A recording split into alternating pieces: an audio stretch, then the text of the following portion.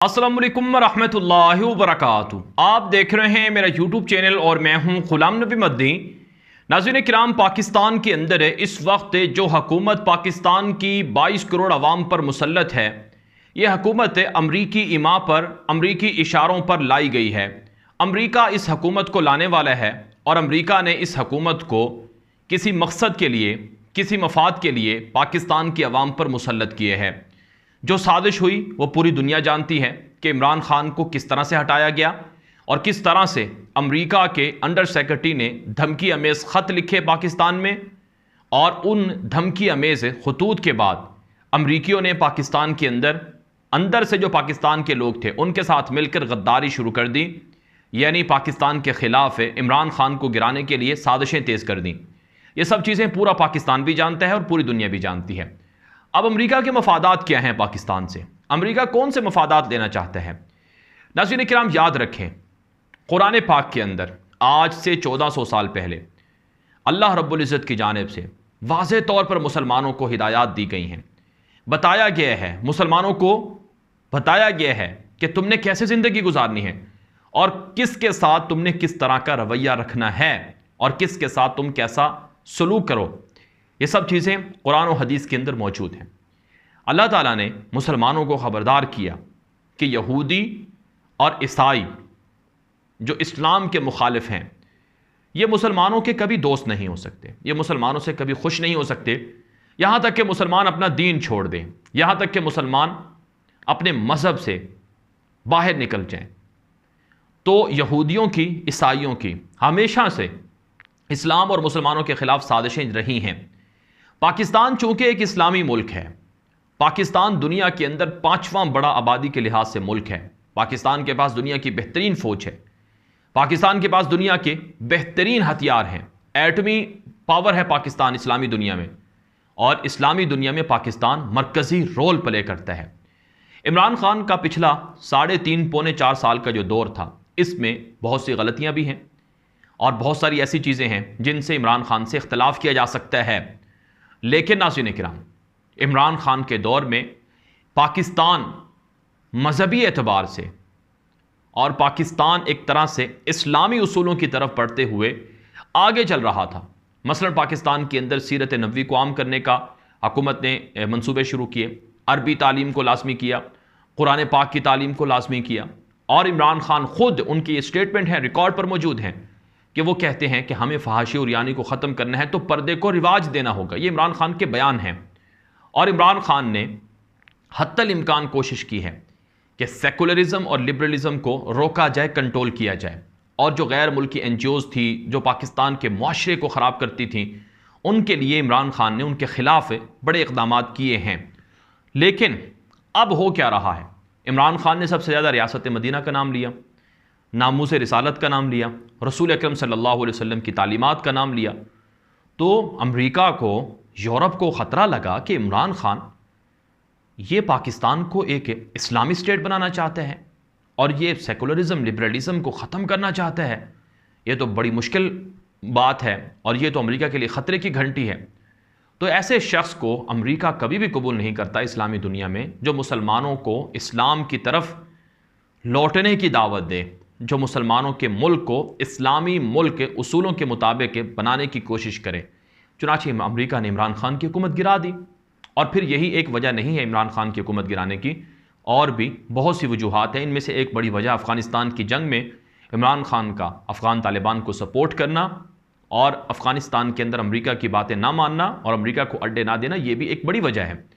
تو بہرحال ناظرین کرام، اس وقت جو حکومت ہے، یہ حکومت امریکی مفادات کو پورا کر رہی ہے۔ پاکستان کو سیکولر، لبرل ملک بنانے کے لیے ہر حربہ اس حکومت کے ذریعے سے کروایا جا رہا ہے۔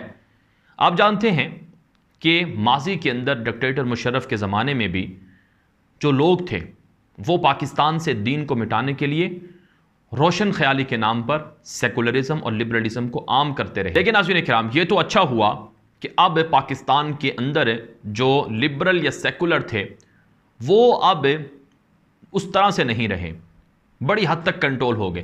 لیکن اب ایک مرتبہ پھر پاکستان میں وہی کام ہو رہے ہیں کہ جس سے دشمنان اسلام، دشمنان پاکستان خوش ہو رہے ہیں۔ چنانچہ ناظرین کرام اس وقت جو میرے پاس ایک خبر سامنے آئی ہے پاکستان سے وہ یہ ہے، میں آپ کے سامنے خبر رکھنے لگا ہوں۔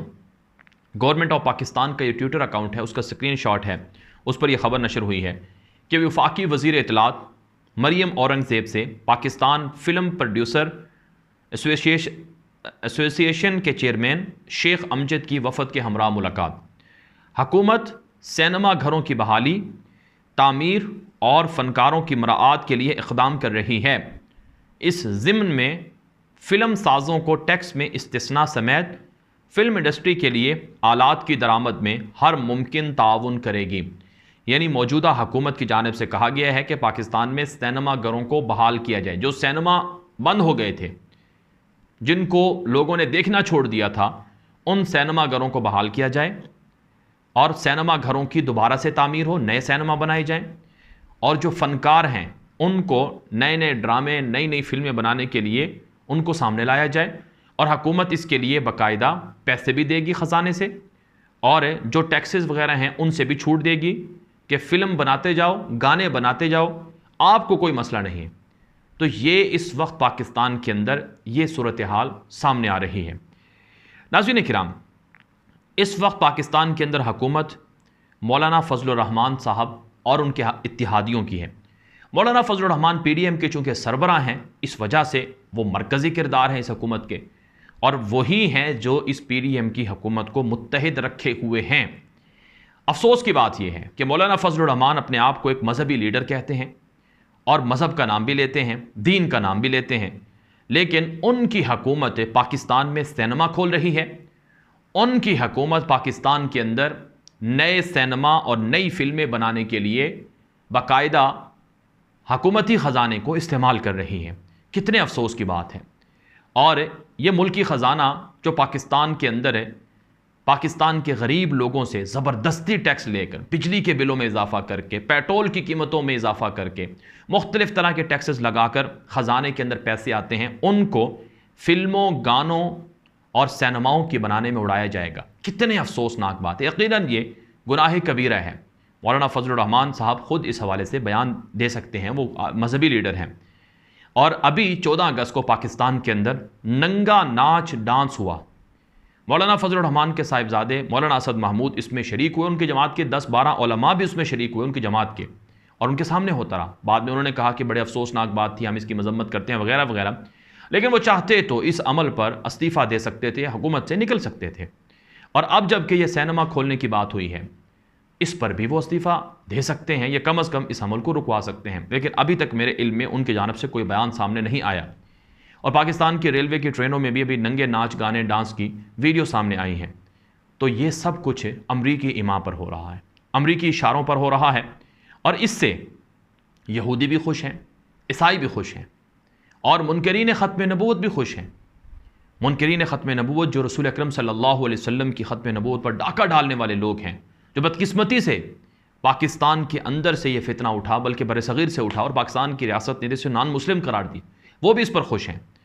ناظرین کرام، آج مولانا فضل الرحمان صاحب نے ان کی جماعت کی جانب سے باقاعدہ ان کا کوئی اجلاس ہوا ہے پشاور میں، اس کے بعد ان کا کوئی مجلس عمومی کا اختتامی سیشن سے خطاب میں مولانا فضل الرحمان کی کچھ ٹویٹ جو ہیں وہ ان کی اپنی ٹویٹر اکاؤنٹ سے نشر ہوئے ہیں، جس میں انہوں نے کہا گیا ہے کہ ہمیں کہا گیا کہ کے پی میں مذہب کی جڑیں ختم کرنے کے لیے نیازی کو حکومت دی گئی۔ ہمارے اکابر نے فتنوں کا مقابلہ گھروں میں بیٹھ کر نہیں بلکہ میدان عمل میں کیا۔ اب سوال یہ ہے کہ خیبر پختونخوا میں مذہب کی جڑیں اگر کٹ رہی ہیں تو کیا یہ مرکز میں جو حکومت سینما کھول رہی ہے، فلمیں بنا رہی ہے، کیا یہ مذہب کی جڑیں یہاں نہیں کٹ رہی؟ اور پھر سوال یہ بھی ہے کہ خیبر پختونخوا میں تو پچھلے 10 سالوں میں ہزاروں نئی مسجدیں بنی ہیں، ہزاروں نئے مدرسے بنے ہیں، ہزاروں نئے طلباء مدرسوں میں داخل ہوئے ہیں۔ کہاں پر کے پی کے میں مذہب کی جڑیں کاٹی گئی ہیں؟ مذہب کی جڑیں تو تب کٹی تھیں جب نواز شریف کے ساتھ مولانا فضل الرحمان صاحب شریک تھے اور ختم نبوت حلف نامے میں تبدیلی کی گئی تھی، اور مولانا نے خود اعتراف بھی کیا تھا کہ ہاں یہ نواز شریف نے کی ہے، بڑی غلطی کی ہے، لیکن پھر بھی وہ حکومت کے ساتھ رہے۔ تو یہ عمل ناظرین کرام، یہ منافقانہ عمل ہے، اور یہ عمل عوام کو ایک طرح سے بیوقوف بنانے والا عمل ہے۔